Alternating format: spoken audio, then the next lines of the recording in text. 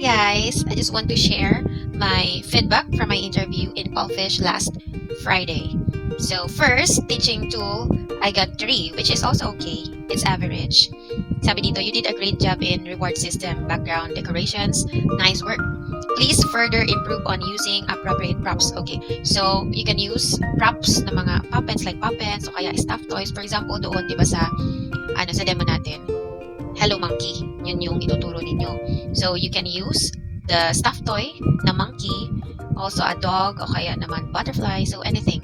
And also, use stickers doon mismo sa Paulfish app. Okay, so don't forget that. Next is the teaching environment, classroom, average.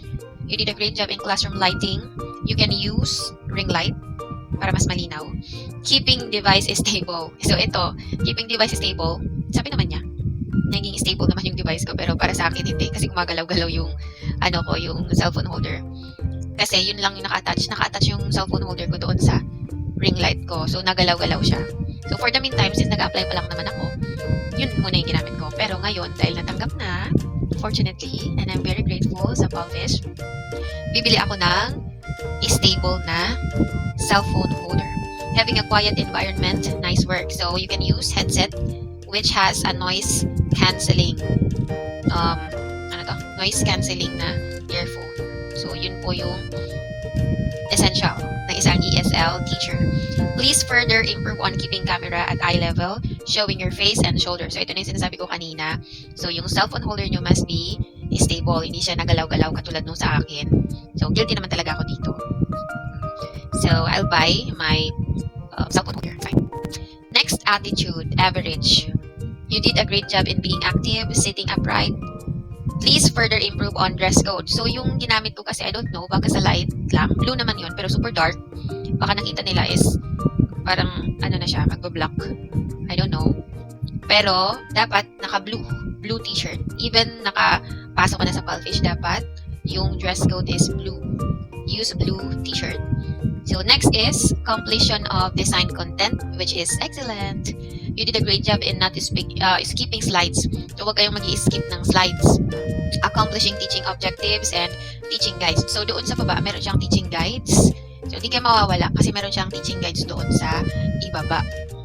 Pero, huwag lang yun ang babasahin ninyo kasi tinitingnan nila yung teaching style nyo. Kung paano nyo may encourage yung pupil ninyo na mag-participate. So, you have to think of ad-libs, ganyan. Time management, allocating appropriate time for each teaching stages, and finishing all the slides. So, nice work daw tayo doon. So, next, what do we have here? Behaviors. Excellent. You did a great job in correct pronunciation. TPR. Ano ba yung TPR? So, like, this one. Can you hear me? And then, kapag meron kang gustong pasabihin sa kanya, you can use this one. For example, can you say monkey? Kapag tinuro mo yung bibig mo or yung lips mo, so they will look at your lips kung paano mo siya i-pronounce. So this is important, ganyan. Since primary students, yung tinuturuan natin dito sa Paulfish. And then this one, alam na nila yan na ibig sabihin makinig or nakikinig yung teacher sa kanya. Encouraging student, yan. So for example, come on, you can do it. I-encourage natin yung bata na mag-participate sa atin. Next, verbal expression, which is also excellent. You did a great job in no voice dragging, speaking with moderate volume and speed with appropriate intonation changes, using language that is not too hard for young students. So ito na yung sinasabi ko kanina na young learners ang tuturuan natin. So, yung sa adlibs natin, we should use simple words. So, yun lang naman. I got dalawang 3 average, isang 4 which is also average, and then the rest, puro na 5, excellent. So, good luck sa mga aspiring Paulfish teachers and finding side hustle like me. Good luck, bye!